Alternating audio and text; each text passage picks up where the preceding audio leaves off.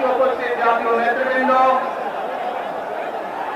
আমার সামনে উপস্থিত প্রিয় ভাই ও বোনেরা এবং মিডিয়ার মাধ্যমে সমগ্র বাংলাদেশ থেকে যারা দেখছেন এই অনুষ্ঠান, প্রিয় ভাই বোনেরা, প্রিয় মা বোনেরা, আসসালামু আলাইকুম। প্রিয় ভাই বোনেরা, আজ প্রথমেই আমি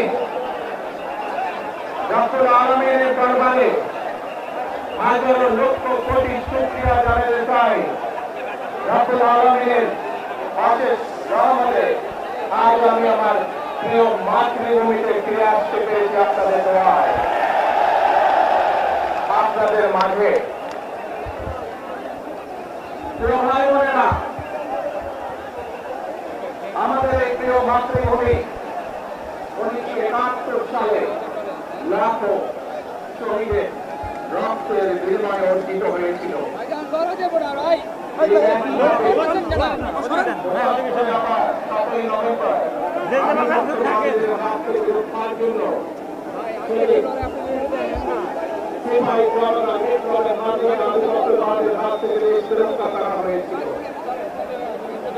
একইভাবে পরবর্তীতে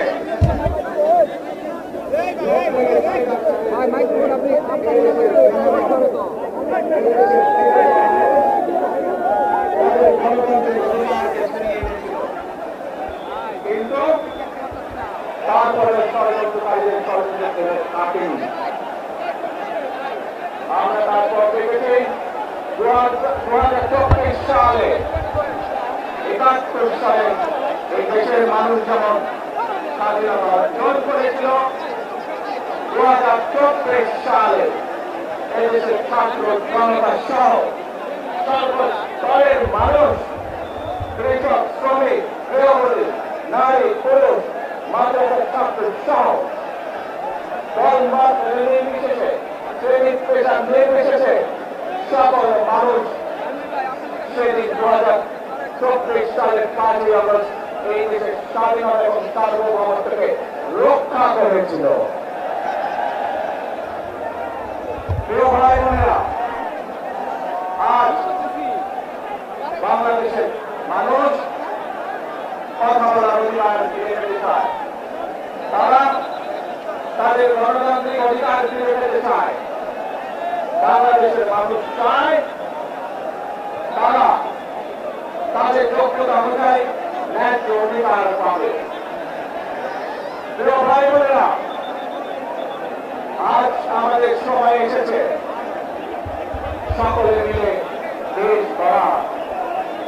এই দেশে যেমন পাহাড়ের মানুষ আছে, এই দেশে একইভাবে সমতলের মানুষ আছে।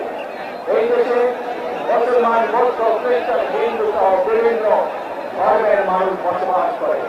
আমরা চাই সকলে মিলে এমন একটি বাংলাদেশ গড়ে তুলব আমরা, যে বাংলাদেশের স্বপ্ন একজন মা দেখেন, অর্থাৎ একটি নিরাপদ বাংলাদেশ আমরা গড়ে তুলতে চাই।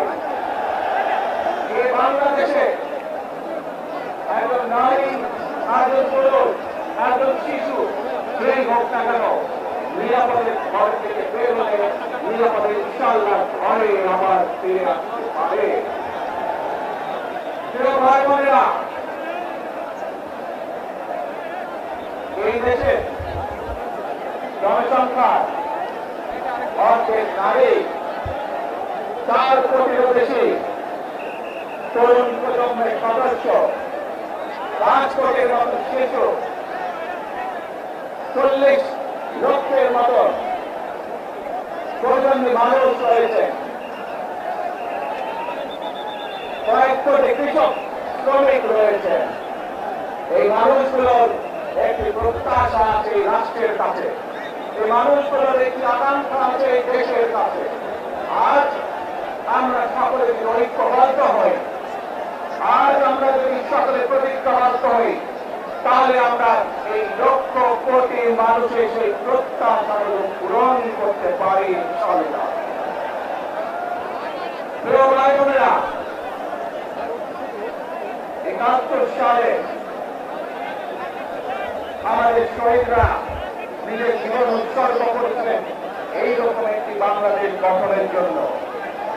বিগত 15 বছর স্বৈরাচারের বিরুদ্ধে শত শত হাজারো গুম খুনের শিকার হয়েছে শুধু রাজনৈতিক দলের সদস্য, নিজ মানুষের প্রতিবাদ করতে গিয়ে অত্যাচার নির্যাতনের শিকার হয়েছে, জীবন দিয়েছে।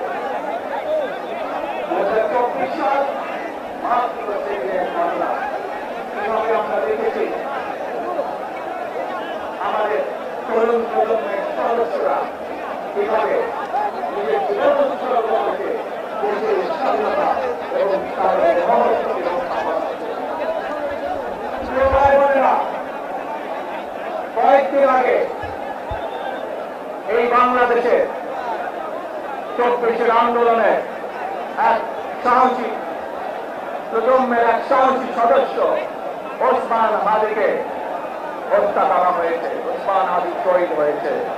প্রিয় ভাই বোনেরা, ওসমান হাদি চেয়েছিল এই দেশের মানুষের জন্য গণতন্ত্র প্রতিষ্ঠিত হোক, এই দেশের মানুষের গণতান্ত্রিক অধিকার প্রতিষ্ঠিত হোক, এই দেশের মানুষ তাদের গণতান্ত্রিক এবং অর্থনৈতিক অধিকার ফিরে পায়।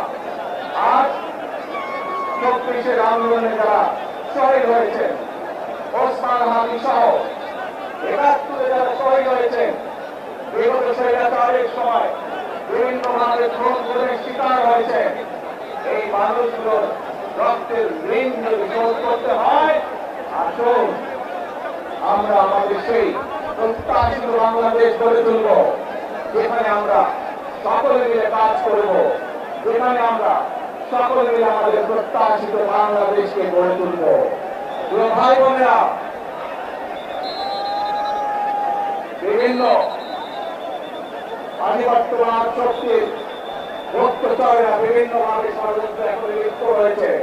আমাদেরকে ধৈর্যশীল হতে হবে, আমাদেরকে ধৈর্য ধারণ করতে হবে।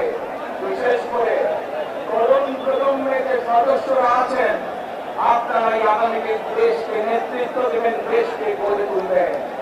এই দায়িত্ব তরুণ প্রজন্মের সদস্যদেরকে আজ গ্রহণ করতে হবে, যাতে করে এই দেশকে আমরা সুন্দরভাবে গড়ে তুলতে পারি।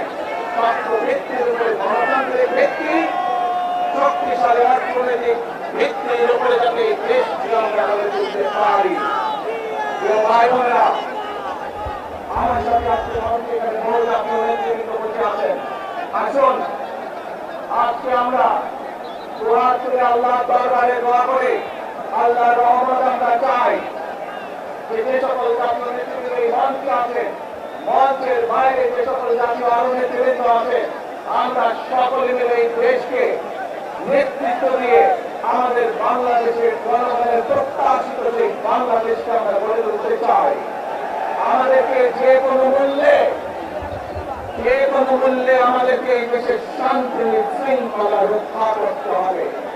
যে কোনো স্থানের মধ্যে আমাদেরকে ধীর শান্ত থাকতে হবে। প্রিয় ভাই বোনেরা, আমরা দেশের শান্তি চাই, আমরা দেশের শান্তি চাই, আমরা দেশের শান্তি চাই। প্রিয় ভাই বোনেরা, মার্টিন লুথার কিং নাম শুনেছেন না আপনারা? নাম শুনেছেন তো আপনারা? মার্টিন লুথার কিং আর একটি বিখ্যাত ডায়লগ আছে, আই হ্যাভ এ ড্রিম। আজ এই বাংলাদেশের মাটিতে দাঁড়িয়ে আপনাদের সকলের সামনে আমি বলতে চাই, বাংলাদেশ জাতীয়তাবাদী দলের একজন সদস্য হিসাবে আপনাদের সামনে আমি বলতে চাই, I have a plan for the people of my country, for my country. আজ এই পরিকল্পনা দেশের মানুষের স্বার্থে, দেশের উন্নয়নের জন্য, দেশের মানুষের ভাগ্যের পরিবর্তনের জন্য যদি সেই প্ল্যান, সেই কার্যক্রম, সেই পরিকল্পনাকে বাস্তবায়ন করতে হয়। প্রিয় ভাই বোনেরা, এই জনসমুদ্রে যত মানুষ উপস্থিত আছেন, এই সারা বাংলাদেশে গণতন্ত্রের শক্তি যত মানুষ উপস্থিত আছে, প্রত্যেকটি মানুষের সহযোগিতা ক্ষেত্রে মানুষের সহযোগিতা আমাদের লাগবে। আপনারা যদি আমাদের পাশে থাকেন, আপনারা যদি আমাদেরকে সহযোগিতা করেন, ইনশাআল্লাহ আমরা আই হ্যাভ এ প্ল্যান বাস্তবায়ন করতে সক্ষম হব। আসুন আমরা আল্লাহ রাব্বুল আলামিনের দরবারে হাত তুলে প্রার্থনা করি, আমরা যেন হে রাব্বুল আলামিন, হে একমাত্র মালিক, হে একমাত্র পরওয়ারদিগার, হে একমাত্র রহমত দানকারী, হে একমাত্র সাহায্যকারী, আজ আপনি যদি আমাদেরকে রহমত দেন, তাহলে আমরা এই দেশের মানুষ কঠোর পরিশ্রম করার মাধ্যমে আমাদের প্রত্যাশিত বাংলাদেশকে গড়ে তুলতে পারবো। আর যদি আল্লাহর রহমত এই দেশ এবং এই দেশের মানুষের পক্ষে থাকে, আল্লাহর সাহায্য, আল্লাহর দয়া এই দেশের মানুষের উপরে, এই দেশের উপরে থাকে, ইনশাআল্লাহ আমরা আমাদের প্রত্যাশিত বাংলাদেশ গড়ে তুলতে সক্ষম হব। প্রিয় ভাই বোনেরা, আজ আসুন আমরা সকলে মিলে প্রতিজ্ঞা করি, আমরা সকলে মিলে প্রতিজ্ঞা করি যে ইনশাআল্লাহ আগামী দিনে দেশ পরিচালনার দায়িত্বে যারা আসবে, আমরা সকলে নবী করিম সাল্লাল্লাহু আলাইহি সাল্লামের যে ন্যায়পরায়ণতা, সেই ন্যায়পরায়ণতার আলোকে আমরা দেশ পরিচালনার সর্বোচ্চ চেষ্টা করব। প্রিয় ভাই বোনেরা, আজ আপনারা জানেন এখান থেকে আমি আমার মা দেশত্রী খালেদা জিয়ার কাছে যাব। একটি মানুষ, যে মানুষকে এই দেশের মাটি, এই দেশের মানুষকে নিজের জীবনের থেকেও বেশি ভালোবেসেছেন, তার সাথে কি হয়েছে আপনারা প্রত্যেকটি মানুষ সে সম্পর্কে অবগত আছেন। সন্তান হিসাবে আপনাদের কাছে আমি চাইবো, আজ আল্লাহর দরবারে আপনারা দোয়া করবেন যাতে আল্লাহ আমাদের তৌফিক দেন, উনি যাতে সুস্থ হতে পারেন। প্রিয় ভাই বোনেরা, সন্তান হিসাবে আমার মন আমার মায়ের বিছানার পাশে পড়ে আছে সেই হাসপাতালের ঘরে, কিন্তু সেই মানুষটি যাদের জন্য জীবনকে উৎসর্গ করেছে, অর্থাৎ আপনারা এই মানুষগুলোকে, যাদের জন্য দেশটি খালেদা জিয়া উৎসর্গ করেছেন নিজের জীবন, সেই মানুষগুলোকে আমি কোনোভাবে ফেলে যেতে পারি না।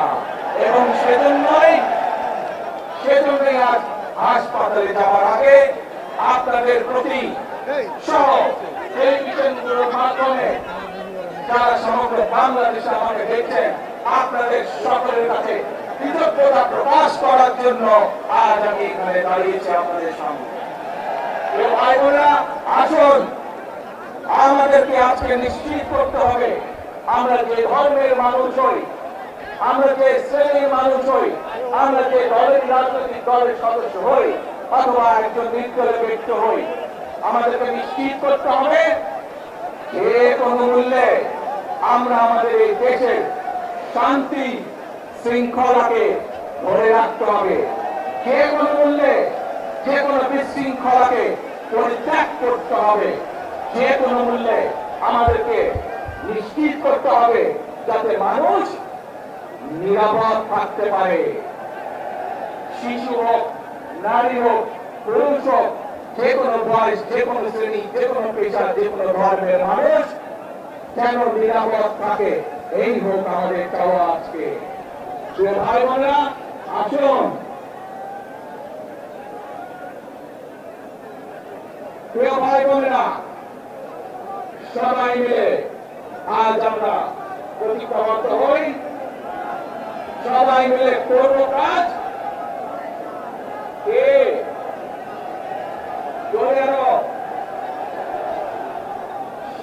সবাই মিলে করব কাজ, বাংলাদেশ ইনশাআল্লাহ আপনাদের সকলের কাছে দোয়া আছে আমাদের সকলকে যে কোনো মূল্যে দেশে শান্তি শৃঙ্খলা রক্ষার আহ্বান জানিয়ে যে কোনো বিশৃঙ্খলাকে পরিহার করে ধৈর্যের সাথে মোকাবেলা করার আহ্বান জানিয়ে আমার বক্তব্য শেষ করছি। আবারও আপনাদের কাছে কৃতজ্ঞতা প্রকাশ করছি আজকে আমাকে এইভাবে বরণ করে নেওয়ার জন্য। আল্লাহ হাফেজ। বাংলাদেশ জিন্দাবাদ। বাংলাদেশ